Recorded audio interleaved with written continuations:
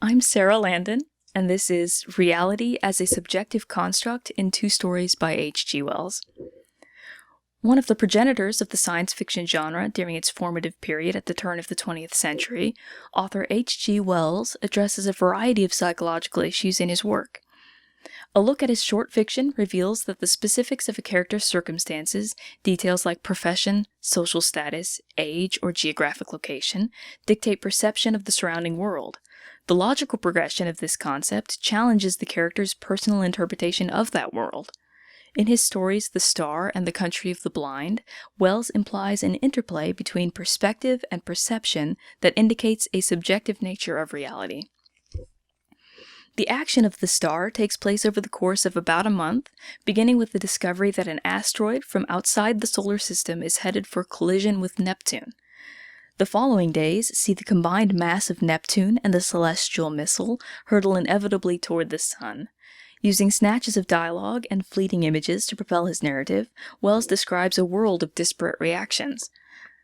Initial responses include polarized superstition among the ignorant, who, in the absence of scientific explanation, see the new star as either a brilliant sign of hope or a deadly omen, depending on what they want to believe. In contrast, astronomers thrill at the opportunity to record the destruction of their planet's most distant neighbor.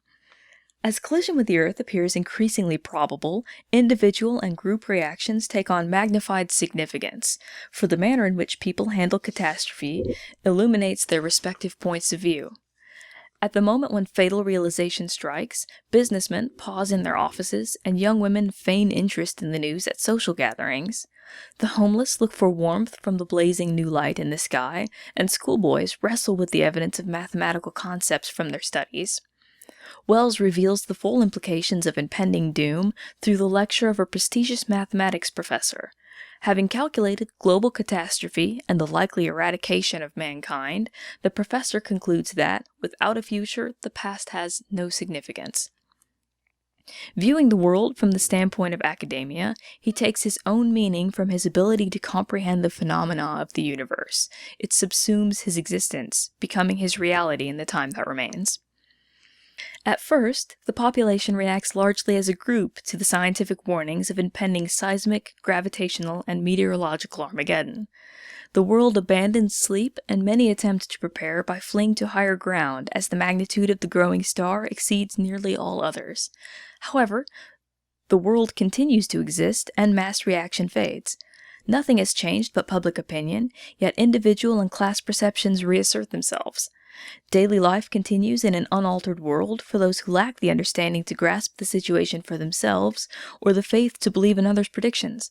The authoritative voice of the media projects its reality onto others by rather uncharacteristically discrediting any alarm over the coming disaster, with newspapers citing that no precedent for such a thing exists. Less than a week before calamity grips the earth, the ignorant and the hopeful alike frame the master mathematician's grim warnings as elaborate self-advertisement. Despite the disparity among individual situations and reactions, no one escapes the effects of the asteroid. It could seem, on cursory reflection, that these individual and group responses merely represent the varied opinions and reactions elicited by the star, without relating to perspectives and their associated perceived realities. However, the connection becomes clear if the reader considers that the way in which Wells shows different people in society coping with warnings of certain disaster and likely death correlates closely with each person's implied level of understanding or denial. For those who do not wholly grasp the star's implications, their dealings assume a degree of uneasiness, but work and play continue apace. For the indigent, life holds little but hardship already. Unless it foreshadows hope, the star means nothing to them.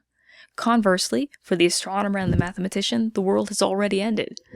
Because one's knowledge and understanding form the basis for how he perceives everything around him, they have profound importance to what he accepts as reality. The conclusion of The Star presents an excellent example of this. Driving home his statement about perspective, Wells ends his tale by changing the narrative focus to observations made by Martian astronomers. From their position millions of miles away, they see nothing of the devastating floods, tidal waves, and volcanic destabilization that changed the Earth forever. forcing its inhabitants away from the newly inhospitable equator. Instead, the alien scientists marvel at what a little damage the Earth sustained. They note the only difference in the planet's condition seems to be a shrinkage of the white discoloration around either pole. Having no notion of the death and destruction taking place, they record only an interesting anomaly. In The Country of the Blind, the reader finds a more literal representation of the relationship between people's circumstances and their versions of reality. While The Star deals more with general class or vocational distinctions, The Country of the Blind delves into the profound perceptual divide between characters with one specific disparity. The story follows Núñez, an Ecuadorian mountaineer who gets separated from his group in the Andes and discovers an isolated valley populated by a genetically blind community. His conviction that sight makes him superior to the villagers prevents him from adapting to their society. Ironically, it also compels him to stay, at first in an effort to assume the rightful position of authority over them that he expects, and later out of an obsession with the attempt to prove that he has a fifth sense that they cannot conceive of. Unable to assimilate into blind culture, and unwilling to allow the removal of his eyes, Núñez finally flees the valley, returning to a world that he can understand. Over 15 generations ago, a disease causing congenital blindness struck the village at the same time a tremendous avalanche severed its connection to the rest of Ecuador. Throughout the centuries, the villagers' remaining senses improved, and their society evolved to perfectly accommodate their disability. Their history and philosophy, too, came to account for the order of things in their world. The great thinkers among them postulated new and saner explanations, rejecting the existence of anything outside the valley. Eventually, their culture lost any understanding of vision. Though their lives lack the dimension of sight, the people's superior remaining senses give them the ability to perceive things that Núñez cannot. The village regards him as a newly formed man come down from the rocks, his notion of sight evidencing confusion and simple-mindedness. Though a reader might interpret the story to mean that a definitive reality exists, which some cannot or will not perceive, that analysis would have as an intrinsic flaw the presumption that blindness functions in a literal sense only. Throughout the story, blindness plays both a literal and a metaphorical role. Not only can the villagers not see with their eyes, but they also cannot understand new ideas. Their sensory deficit essentially blinds them to the truth. Nevertheless, their reality offers them everything they desire. Conversely, Núñez cannot accept that the valley's blind inhabitants have abilities superior to his own. His inability to see the advantages they have or to understand the world in their way, his metaphorical blindness, shapes his reality with them. Each spends life equally entrenched in one perspective, yielding two worlds.